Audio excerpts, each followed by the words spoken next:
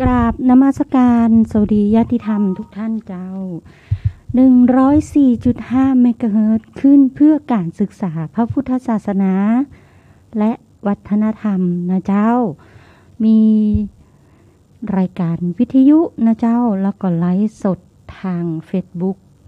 ออนไลน์24ชั่วโมงที่วัดไฟหินมอชอนะเจ้าได้รับเมตตาบารมีจากท่านรองเจ้าอาวาสวัดไฟหินซึ่งรักษาการแทนท่านเจ้าอาวาสนะเจ้าท่านพระครูสมุวิสุวัตรวรกิจโจนะเจ้าควบคุมอิเล็กทรอนิกส์นะเจ้าสื่อวิทยุ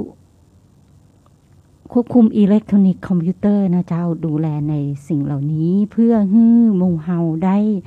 ลิงก์สัญญาณนะเจ้าจากทุกที่ทุกทางจากดีเจทุกท่านทุกรูปหลายๆรูปหลายๆท่านนะเจ้าตรงนี้ต้องกราบขอบพระคุณพระอาจารย์นะเจ้าเช้านี้ทนายปอมาช้ากว่าเวลานิดนึงต้องขอสุมาอภัยนะเจ้าพอดีติดภารกิจแต่ใจก็ส่งมาตั้งแต่เช้าแล้วนะเจ้าช่วงนี้อย่าอ่อนแรงอย่าอ่อนใจอย่าอ่อนร้านะเจ้าในเรื่องของน้องโคนะเจ้าสเปรย์นะเจ้าสเปรย์พกไว้ขวดเล็กๆใส่กระเป๋าไว้นะเจ้าแล้วก็ผ้าแมสอย่าลืมปิดนะเจ้าถ้ามีหน้ากากอ่อนๆก็ใส่ไว้นะเจ้าบางทีเฮาไปกินก๋วยเตี๋ยวที่ไหนนะเจ้ากินข้าวที่ไหนที่บ่ใช่ที่บ้านเฮาออกภารกิจต่างนอกด้วยความจำเป็นในชีวิตนะเจ้าก็ต้องใส่ให้ครบสูตรเหมือนปัจจุบันนี้นะเจ้ามีท่านเจ้าหน้าที่ท่านหนึ่งนะเจ้าอยู่เทศบาลนครรับภารกิจจ่ายตลาดนะเจ้าใส่ผ้าแมสเปลี่ยนหน้ากากเต็มนะเจ้าใส่ถุงมือนะเจ้าแล้วก็ใส่รองเท้าเปลี่ยนเวลาเดินตลาดนะเจ้าไปช้อปปิ้งรับออเดอร์ตอนเช้านะเจ้าตอนเย็นก็ไปส่งตามบ้านแถวบ้านที่ออเดอร์กันนะเจ้าตอนกลางวันไปเดินช็อปในตลาดประตูเจียงใหม่นะเจ้านิวมาร์เก็ตเจียงใหม่นะเจ้ามีลูกค้าทนายปอบางท่านนะเจ้าเปิ้ลบอกว่าตลาดนิวมาร์เก็ตเจียงใหม่อยู่ตรงไหนกึดตั้งเมินที่ไหนได้ก็คือตลาดเมืองใหม่นะเจ้าตรงนั้นเปิ้ลไปช้อปปิ้งเพื่อให้หมู่เจ้าบ้านที่เปิ้ลถูกกักบริเวณนะเจ้าจะได้บ่ต้องออกมาหรือคนที่บ่ถูกกักบริเวณแต่ว่าจำเป็นต้องกินต้องใช้เซฟนะเจ้าเซฟตัวเองจะได้บ่เกิดอันตรายนะเจ้าต้องเป็นอาชีพที่เพิ่มขึ้นมาอีกอย่างหนึ่งที่เห็นบนโลกออนไลน์นะเจ้าก็ทางสถานีทีวีนะเจ้าโทรทัศน์สถานีโทรทัศน์บางตีเปิ้นก็เอาไปถ่ายทอดออกมาว่าเจ้าหน้าที่เทศบาลนครเชียงใหม่รับจ่ายตลาดให้ทุกคนนะเจ้าก็เป็นเคสไปนะเจ้าค่าจ่ายตลาดก็เก็บตรงนั้นตัวนะเจ้าเป็นค่าใช้จ่ายที่เปิ้นต้องไปเดินช้อปปิ้งและค่าความเสี่ยงตรงนั้นนะเจ้าตรงนี้ทนายปอก็อนุโมทนาบุญกันตัวนะเจ้าแล้วอย่าลืมนะเจ้าวิธีป้องกันโรคโควิดนะเจ้าล้าง PM เป็นพิษโควิดเป็นภัยใส่ใจสุขภาพวันนี้เสนอตอน8วิธีป้องกันโรคโควิด -19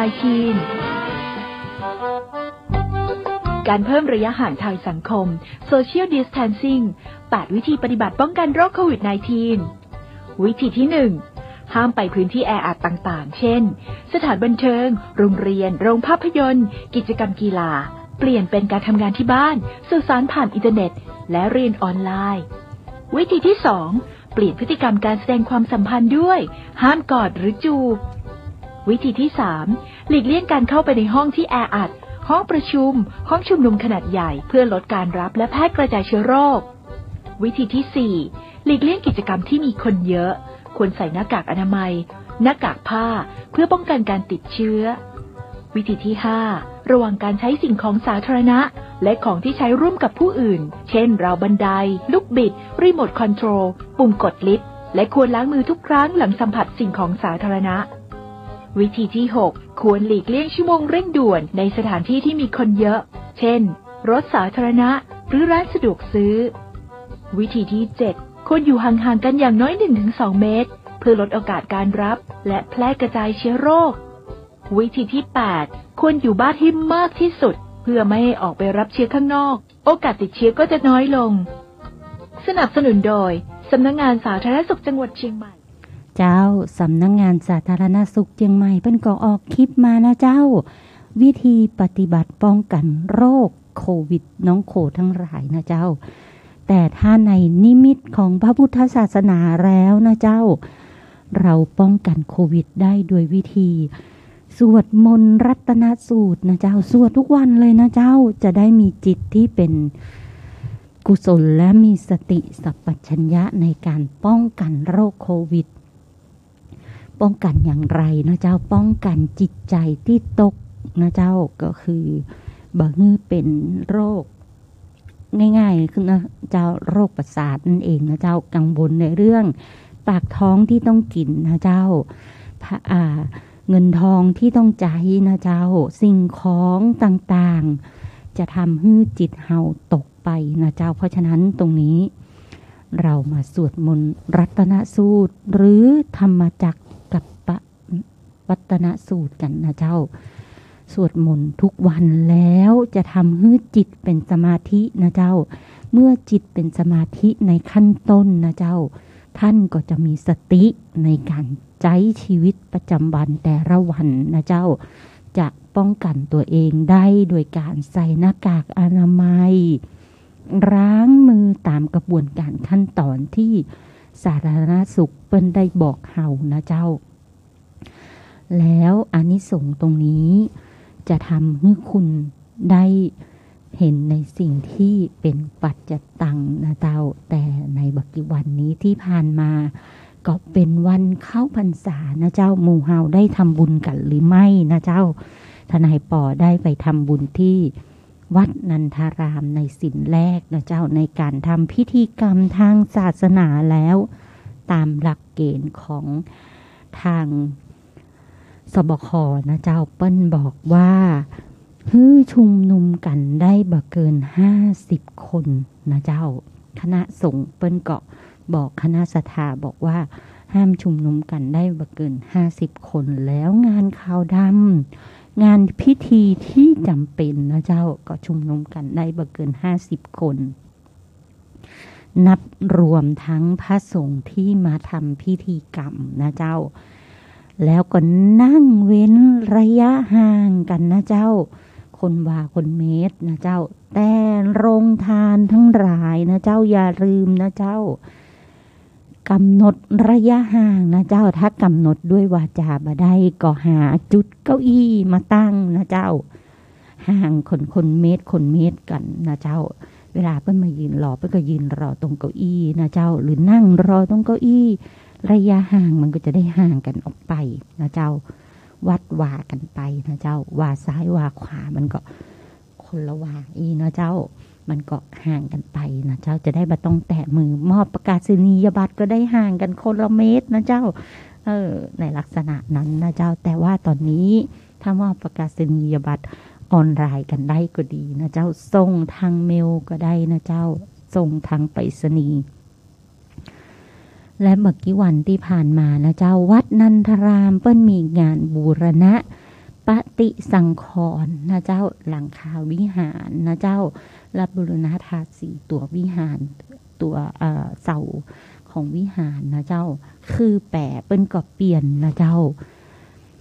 พอดีทนายปอก็ได้เดินไปกราบคารวะท่านเจ้าอาวาสได้นั่งคุยสนทนาธรรมด้านมาถึง2 กรรมก็มีศรัทธาของวัดนะเจ้ามายื่นเล็กนะเจ้าเล็กตัวน้อยๆนะเจ้าทนายปอเล็กนั้นมันคืออะไรอย่างปรากฏว่าท่านเจ้าอาวาสก็บอกว่าอ๋ออันนี้มันสังฆวานอนสังฆวานอนมันคืออะไรอย่างทนายปอก็งง ก็เลยถามว่าอานิสงส์ของสังฆวานอนคืออะไรอย่างท่านประธานชุมชนก็บอกว่าสังฆวานอนมันก็คือไอ้วอกนั่นแหละ ทนายปอก็ใจวานอนแปลว่าวอกเนาะทนายปอก็เลยถามท่านเจ้าอาวาสว่าอานิสงส์ของสังฆวานอนคืออะไรคะท่านเจ้าอาวาสท่านก็บอกว่าอานิสงส์ของสังฆวานอนเป็นตะปูที่เปิ้นเอาไว้สอดในหลังคาวิหารที่กระเบื้องนะเจ้าถ้าอยู่ตรงช่อฟ้ามันก็จะมีของสีของช่อฟ้าที่มันถ่ายอยู่ติดลงมาถ้าอยู่ตรง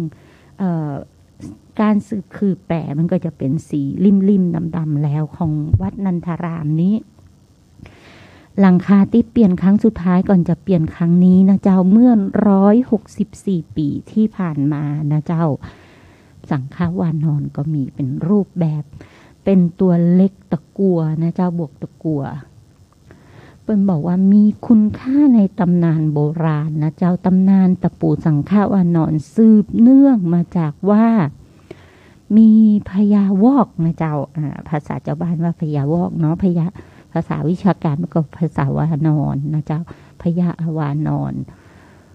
ตนนึ่งนะเจ้าได้เกิดในภพภูมิของมนุษย์เปิ้นสิ้นบุญในวานอนนะเจ้าสูงสุดของวานอนคือพญาวานอนก็หมดลมหายใจมาเกิดเป็นมนุษย์นะเจ้าเมื่อมาเกิดเป็นมนุษย์จิตของเปิ้นที่ยึดติดกับคำเป็นไอวอกนี่นะเจ้าก็เป็นวานอนเนี้ยก็ยังมีอยู่แต่สวรรค์บ่มีที่ฮื้อเดรัจฉานนะเจ้าฉะนั้นที่เป็นไปได้คือวานอนนี้ก็เกิดบนโลกมนุษย์นะเจ้าหรือถ้าอยากให้ศักดิ์สิทธิ์มีฤทธิ์น้อยเกิดเป็นพญาวานอนในป่าหิมพานต์นะเจ้าแต่นี่เปิ้นเป็นมาเป็นมนุษย์ก็ได้เข้าบวชในพระพุทธศาสนาพอบวชในพระพุทธศาสนาพระพุทธองค์เจ้านะเจ้าก็บอกว่าบวชได้บ่เป็นอะไรหยังแต่เข้าใจว่าบวชเป็นพระภิกษุสงฆ์นั่นแหละบวชเข้ามาแล้วก็ติดใจหลงไหลในฤทธิ์ของตนเองที่ติดตามตัวเองมาจากชาติเก่านะเจ้าเมื่อบวชแล้วพญาวานอนเกิดเป็นมนุษย์เป็นพระแล้วบอกควรเรียกว่าพญาอีกก็เลยใจว่าพระภิกษุสงฆ์ท่านที่เคยเป็นพญาวานอนมาเนี้ยชอบเหาะขึ้นไปเก็บรวบรวมเหล็กไหลธาตุที่มีสีขาวนะเจ้าซึ่งถูกทิ้งลอยไหลไปมาอยู่ในอากาศมาได้ถูกเทวดานำไปทำฐานพระเกศแก้วจุฬามณีเป็นที่มาของคำว่าเหล็กไหลเมื่อท่านบวชเป็นพระภิกษุเนี้ยท่านก็นำเหล็กไหลเหล่านี้มารวมกันหลอมละลายผสมเป็น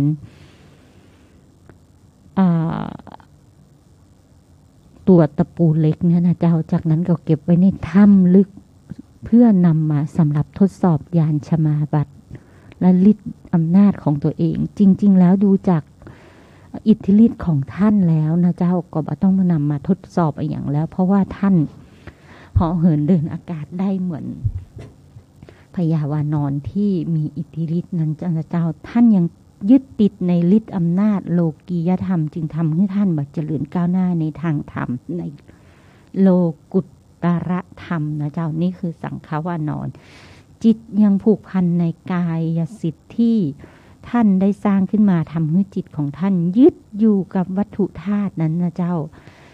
ธาตุกายสิทธิ์นั้นเพื่อเบิ่งฮื้อได้ตกอยู่ในมือของหมู่มารที่คิดบดีต่อพระพุทธศาสนานะเจ้าเพิ่นก็กล่าวอีกว่าวัตถุธาตุนั้นน่ะวิเศษอย่างไรหากตกอยู่ในคนที่มีอคติต่อพระพุทธศาสนาแล้วจะเป็นอย่างไรนะเจ้าตรงนี้ดวงจิตของท่านยังอยู่ในวัตถุธาตุนี้นานแค่ไหนก็ชั่วกับชั่วกันก็เป็นไปได้นะเจ้าโดยเหตุนี้เป็นเรื่องเล่านะเจ้าเป็นตำนานโบราณของสังฆวานอนนะเจ้าสังฆวานอนจะมีสีเงินยวงมีความขาวนวลกว่าเหล็กไหลขาวอื่นๆนะเจ้าสังฆวานอนนี้มีฤทธิ์อำนาจในการป้องกันศัตรูหมู่มารรวมทั้งภัยพิบัติหลายๆประเภทที่มาก้ำกายลุกล้ำสถานที่นั้น ดวงจิตของพญาวานอนสิงสถิตอยู่ถ้ามามีดวงจิตอยู่ก็คงป้องกันหมู่มารบ่ได้นะเจ้ามาอั้นพญาวานอนก็คงกังวลว่าตกอยู่ในบุคคลที่มีอคติต่อพระพุทธศาสนาเปิ้นก็เลยใจคาถามีคาถากำกับนะเจ้าสังฆวานอนนมะหานุวลุสังหะนะเจ้ากำกับมีฤทธานุภาพเหมือนหนุมานก็ตรงนี้นะเจ้าแล้วสังฆวานอนนี้เปิ้นก็มีพระพุทธมนต์หลายอย่างนะเจ้าที่อยู่บนหลังคานั้นน่ะทีนี้พระพุทธคุณของตะปูสังฆวานอนที่มีพุทธคุณหรืออิทธิฤทธิ์ต้องเป็นตะปูสังฆวานอนที่อยู่ในศาสนสถานเช่นอุโบสถนะเจ้าวิหารนะเจ้าผ่านพิธีกรรมต่างๆมาเป็น100 ปีเลยนะเจ้าพระเกจิอาจารย์เกจิสมัยก่อนนะเจ้าอาจารย์สมัยก่อนพระอาจารย์สมัยก่อนเพิ่นมีหลวงพ่อเดิมนะเจ้าเป็นต้นนิยมนำมาทำมิตรหมอตะปูสังฆวานอนนำมาผสมกับลูกสะกดลูกอมหล่อเป็นสิงห์หล่อเป็นพระเครื่องนะเจ้าเนื้อชิ้นต่างๆเป็นต้นนะเจ้าเชื่อว่าพุทธคุณด้านป้องกันอันตรายทั้งหลายนะเจ้าป้องกันเสนียดจันไรนะเจ้าป้องกันฟ้าผ่านะเจ้าป้องกันพูดผีปีศาจสิ่งที่มองไม่เห็นจะรวมอยู่ในนี้ป้องกันคุณไสยดำต่างๆนะเจ้าคงกระพันชาตรีป้องกันสัตว์มีพิษป้องกันสัตว์ป่าไข้ป่านะเจ้าเป็นที่รักของเทวดาทั้งหลายนะเจ้าตะปูสังฆวานอนตะปูธรรมดานี่นะเจ้าที่เป็นตอกบนวิหารถ้าขึ้นไปใจเกาะอิทธิฤทธิ์เหมือนเหล็กสังฆวานอนเหล็กที่เสียบนะเจ้าที่สมัยโบราณก็จะมีรูปแบบเป็นแหมยางนะเจ้าตะปูสังฆวานอนวัดพระแก้วนะเจ้าตะปูสังฆวานอนวัดละคังตะปูเหล่านี้โบสถ์เก่าๆเหล่านี้นะเจ้าอิทธิฤทธิ์แรงนะเจ้าเปิ้นถึงนำมาเป็นวัตถุมงคลพอดีทนายปอได้มา1 อันนะเจ้าก็เอาขึ้นหน้าเพจเพื่อนทนายปอหลายท่านก็บอกว่าอ้าวขอด้วยทนายปอกับโมโหจะแย่ใดนะเจ้าพอดีแต่ว่านี่ไปเตี่ยวดูเปิ้นก็เจอแหมนะเจ้าทนายปอได้ปุจจามานะเจ้าในการนำของวัดออกจากเอเรียวัดนะเจ้าของสถานที่ของวัดนั้นท่านต้องปุจจามานะเจ้าบ่ใจอยู่ๆก็หยิบออกมานะเจ้าต้องได้รับอนุญาตจากสงฆ์ซะก่อนจะเข้าบ้านของสงฆ์ของวัดถ้าเอาเข้าบ้านนะเจ้าถ้าบ่ได้รับอนุญาตนะเจ้าตรงนี้แหงนะเจ้าแทนที่จะกลายเป็นเรื่องป้องกันจะกลายเป็นเรื่องทำลายท่านได้นะเจ้าเพราะฉะนั้นตรงนี้ทนายปอก็เลยได้บูชามาฝากเพื่อเพื่อนของทนายปอที่เคยรู้จักกันมานานนะเจ้าก็เลยเอามาตรงนี้ตะปูสังฆวานอนพุทธคุณหรืออิทธิคุณนะเจ้าจะต้องเป็นตะปูสังฆวานอนที่อยู่อุโบสถวิหารพลังด้านบวกจะซึมซับอยู่จากการสวดมนต์ภาวนาของพระภิกษุสงฆ์แต่ต้องเป็นตะปูสังฆวานอนที่ทางวัดอนุญาตให้นำออกมาหรือทางวัดนำออกมาให้บูชานะเจ้าผาติกรรมเพื่อเปลี่ยนเป็นปัจจัยยาบำรุงวัดหากท่านเจอตะปูหล่นอยู่ข้างอุโบสถหรือเจดีย์แล้วเก็บกลับมาบ้านแทนที่จะเป็นมงคลกลายเป็นว่าโทษซ้ำนะเจ้าตรงนี้ถือว่าท่านได้หยิบของสงฆ์อาจจะถูกฟ้องร้องว่าขโมยได้นะเจ้าทางกฎหมายก็คือลักทรัพย์ของสงฆ์นะเจ้าแต่ทางอานิสงส์ของพระพุทธคุณแล้วจะบังเกิดกับท่านนะเจ้าจะกลายเป็นอานิสงส์ที่ทำลายท่านไปเลยนะเจ้าเพราะฉะนั้นตรงนี้ตะปูลักษณะเดียวกันอยู่ในบ้านเรือนเจ้าบ้านหรือคุณนางเก่าอาจจะถูกดูดซับพลังด้านลบไว้นะเจ้าเสียงด่านะเจ้าเสียงสาปแช่งคำหยาบความโกรธอาฆาตจะเป็นผลบดีของกับผู้สะสมได้นะเจ้าตรงนี้หากเห็นตะปูลักษณะเดียวกันต้องเป็นตะปูสังฆวานอนเสมอไปอาจจะเป็นบุตรรางรถไฟก็ได้นะเจ้าระวังไว้นะเจ้าในส่วนตำนานเป็นบอกไว้ มันจะคล้ายๆหมุดรางรถไฟนั่นเองนะเจ้าตัวเดียวกับตอกยึดอุโบสถฉะนั้นอย่าเคิ้มไปว่าเป็นกายสิทธิ์ที่มีจิตของพญาวานอนนะเจ้าตรงนี้อานิสงส์มันแตกต่างกันและพุทธคุณก็จะแตกต่างกันกับอิทธิฤทธิ์ที่เราได้มานะเจ้า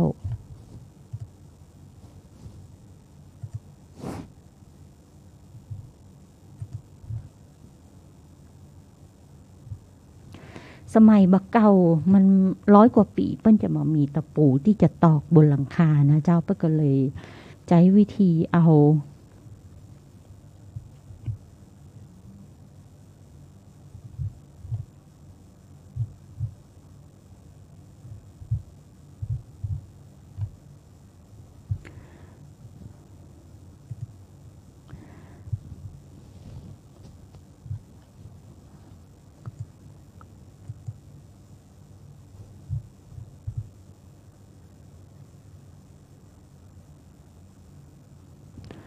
เหล็กนะเจ้าเอาเหล็กหรือว่าเอามวลสารมาทำคดเพื่อสอดให้กระเบื้องยึดอยู่ด้วยกันได้นะเจ้าตรงนี้ฤทธิ์ตรงนี้หลายๆท่านที่เป็นทหารนะเจ้าเป็นตำรวจหรือ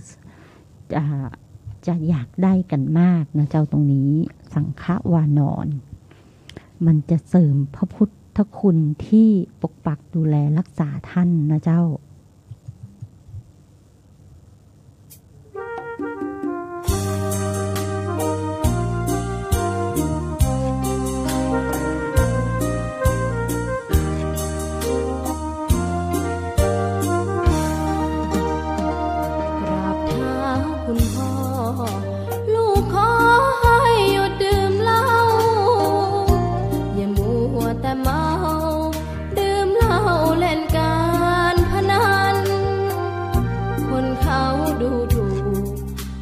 พ่อ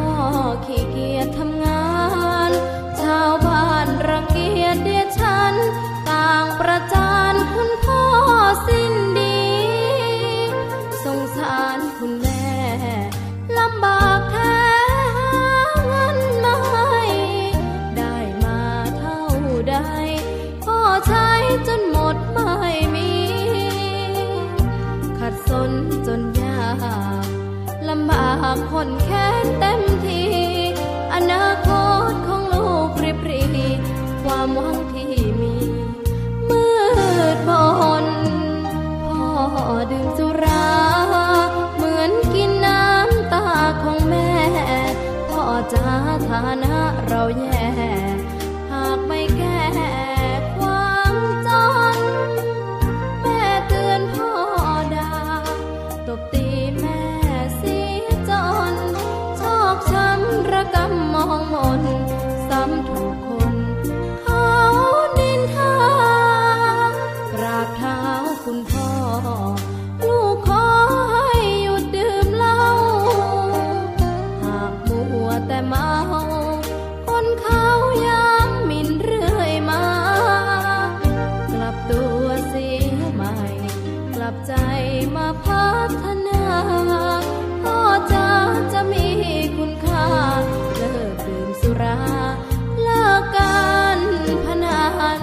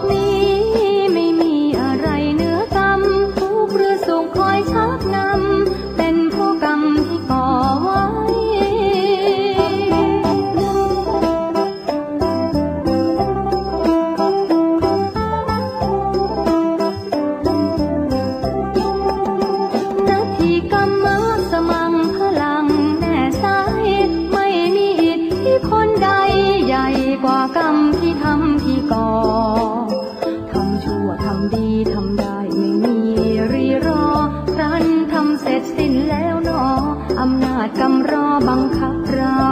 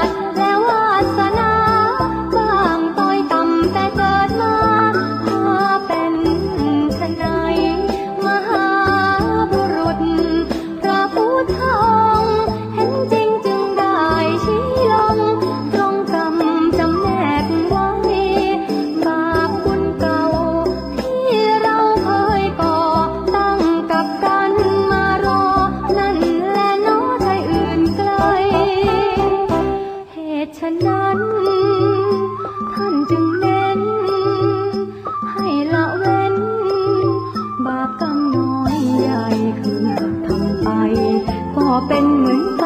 เผาตัว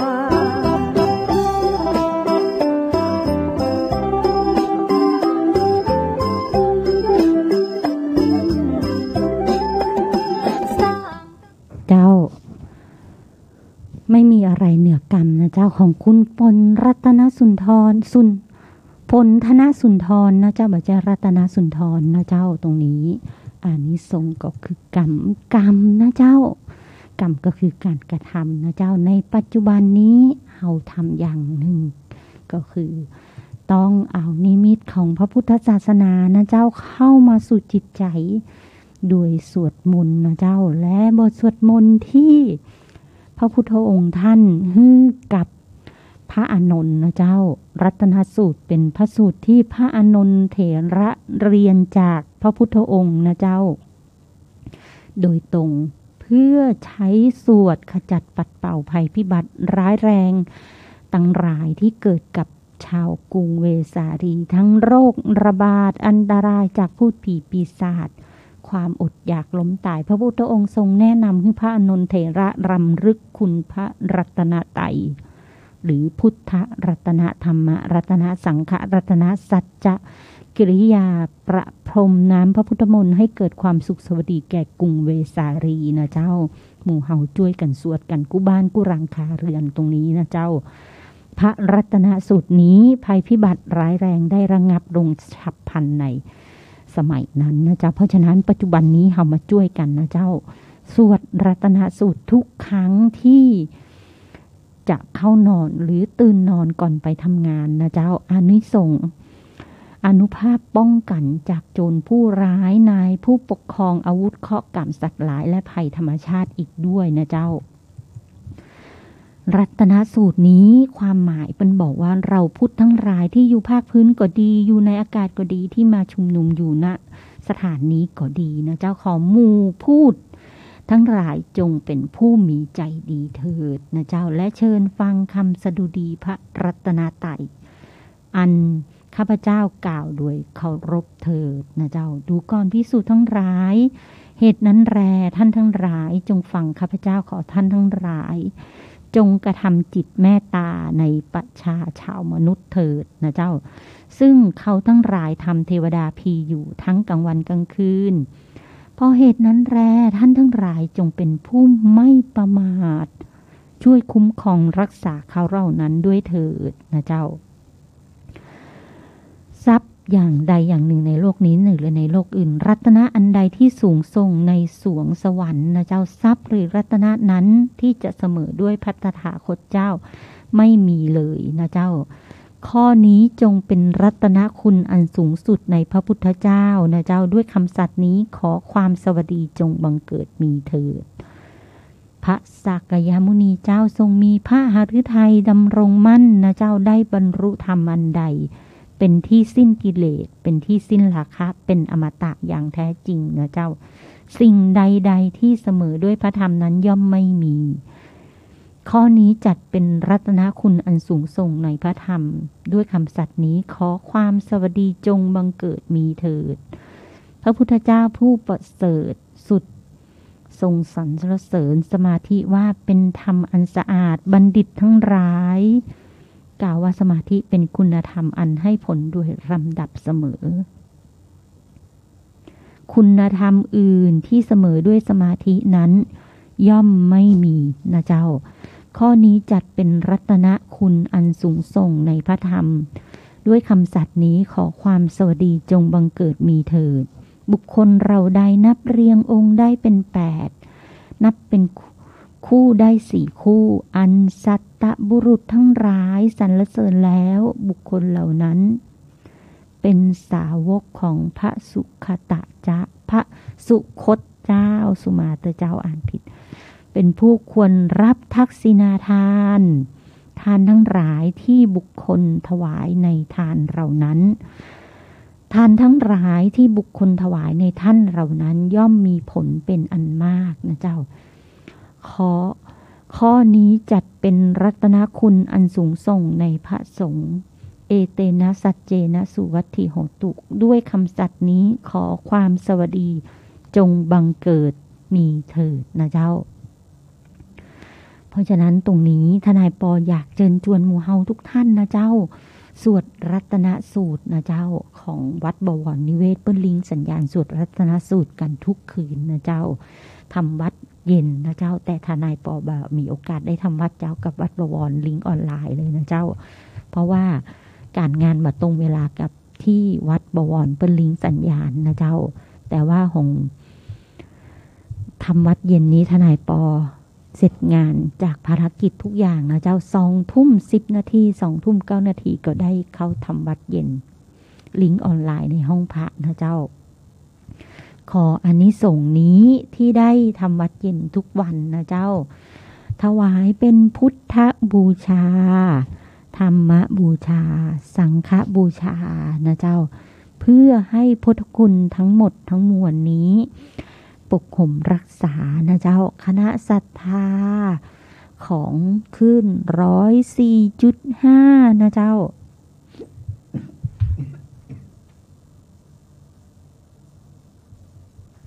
ให้